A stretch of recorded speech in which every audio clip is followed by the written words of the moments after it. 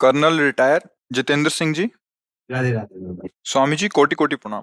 स्वामी जी, मैं कभी कभी पूजा करते समय अपने गुरुदेव के सामने बैठ के मेरे आंखों से आंसू की बौछार होने लगती है। ये हमेशा बनी रहे, इसके लिए मुझे क्या करना चाहिए? गुरुदेव प्रदत्त नाम और मंत्र में प्रीति।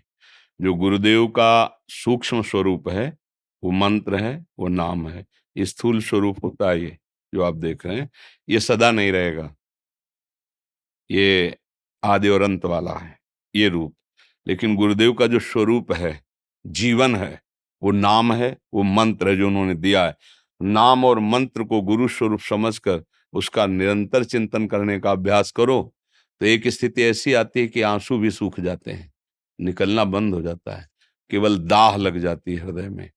ऐसी दाह हो, किसी से कुछ बोल नहीं सकता, कुछ कह नहीं सकता, बस अंदर ही अंदर वो अपने प्रीतम के मिलन सुख में या विरह सुख में वो निमग्न रहता है। बाहर से कुछ नहीं दिखाई दे रहा, ना कोई आंसू चल रहे, ना कोई रोमांच दिखाई दे। कभी कभी ऐसे प्रकट हो जाते हैं, पर एक स्थिति इससे भी आगे होती है। अंतर्दाव लगी रहे, धुआं न प्रगटे कोय, कह जाने दिल आपनो, या जा सिर बीती हो। या वो स्थिति किसी की वैसी है तो वो समझ सकता है, अन्यथा कोई नहीं समझ सकता। अंदर ही अंदर जो गुरु प्रदत्त मंत्र का जो स्वरूप प्रकाशित होता है, विकल होता है, प्रेम विकल रहता है। जिसकी मंत्र में निष्ठा हो गई, नाम में निष्ठा हो गई, वो गुरु निष्ठ परम रस को प्राप्त कर लेता है। नहीं, गुरु बनाया, नाम मंत्र मिला और उस पर हमारा ध्यान नहीं गया, तो फिर हमारी जो आंतरिक भूमिका ज्ञान की या भक्ति की होनी चाहिए वो बाहरी टिकेगी नहीं, क्योंकि परिवर्तनशील है। शरीर परिवर्तनशील है, पद परिवर्तनशील है, बाहरी भाव परिवर्तनशील है, लेकिन एक है अपरिवर्तनशील, एक रस सच्चिदानंद भगवत भाव जिसे कहते हैं। वो एक रस स्थिति आने के लिए मंत्र को बार बार मनन करना या नाम का बार बार चिंतन करना, गायन करना, सुमिरन करना, इसी से स्थिति प्राप्त होती है।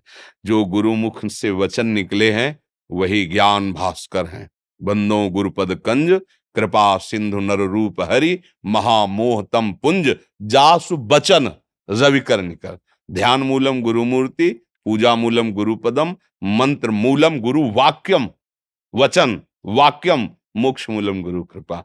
जिसको अपने सदगुरुदेव के वचन पर विश्वास हो गया और रात दिन उसी का मनन करता है, वो वस्तु को प्राप्त कर लेता है। गुरुदेव का स्वरूप, गुरुदेव की महिमा, गुरुदेव का वैभव वही देख पाता है जो गुरुदेव प्रदत्त मंत्र और नाम का निरंतर जप करता रहता है। जे गुरु चरण रेणु अनुरागी, ते लोकहूं वेदहूं बड़ भागी। जे गुरु चरण रेणु सिर धरई, तेजन सकल विभव बस करहीं। श्री गुरु पद नख मणिगण ज्योति, सुमिरत दिव्य दृष्टि ही होती। भगवान कृपा सिंधु की कृपा ही गुरुदेव रूप में हमें प्राप्त हुई है। हम उनके चरणों का ध्यान करते हुए, चरणों के आश्रित रहते हुए, कहीं अहंकार ना आ जाए।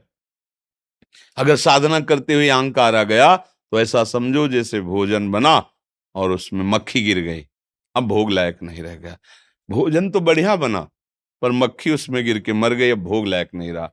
ऐसे ही अहंकार आ गया साधना करते तो प्रेम नहीं प्रकट पर कर पाएगा वो साधन, भगवत साक्षात्कार नहीं कर। इसीलिए जब गुरु चरणों का आश्रय, तो ये लगता है कि भजन में कहाँ कर सकता था, ये तो मेरे गुरुदेव की कृपा है, उनकी कृपा दृष्टि से भजन हो रहा है, उनकी कृपा दृष्टि से मैं इंद्रियों पर विजय प्राप्त कर रहा हूं।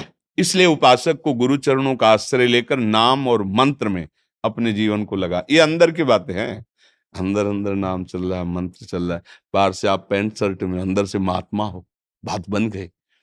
अगर हम अंदर अंदर भगवत चिंतन न करके विषय चिंतन करें तो सब ड्रामा हो गया, पाखंड हो गया। इसी को पाखंड कहते हैं कि भीतर कुछ, बाहर कुछ, क्रियाएं कुछ, वचन में कुछ। तो भगवान पाखंड से प्रसन्न नहीं होते। सत्य वस्तु है, मैं जैसा हूं अपने प्रभु का हूं और गुरुदेव प्रदत्त नाम मंत्र में निरंतर रटन, तो फिर आपको अनुभव हो जाएगा।